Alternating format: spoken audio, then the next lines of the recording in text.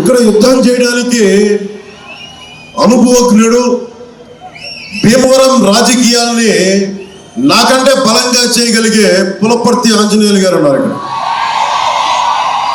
చూడటానికి మృదు స్వభావి, మెత్తగా కనిపించే వ్యక్తి, లోపల గుండె గట్టిగా ఉన్న వ్యక్తి. అలాంటి బలవంతుడు. ఎందుకు నాకు ఆయన మీద గౌరవం అంటే నాకు ఒకటే, నేను ఓడిపోయినప్పుడు ఆయన సంబంధించిన కామన్ ఫ్రెండ్స్కి నేను ఒక్క మాట, అరే పవన్ కళ్యాణ్ గారికి పోటీ చేస్తానంటే నేను పోటీలోంచి తప్పుకునేవాడిని, నాకు విషయం తెలియలేదని. నామినేషన్ వేసే వరకు నాకు తెలియలేదు ఆయన పోటీ చేస్తారని. మనస్ఫూర్తిగా ఆ రోజు అనుకున్నా, అరే నేను ఇంత బలమైన నాయకుల సమూహం దగ్గరికి వచ్చి ఓట్లు చీలకుండా ఉంటే బాగుండేది అనిపించింది ఆ రోజు. అది ఉండిపోయి నేను ఒకటే కోరుకున్నా, భీమవరం ప్రజలు గెలవాలి. నా దగ్గర 200 కోట్లు పెట్టే స్తోమత నా దగ్గర లేదు, ఎందుకంటే నేను బ్యాంకులు దోపిడీలు చేయలేదు.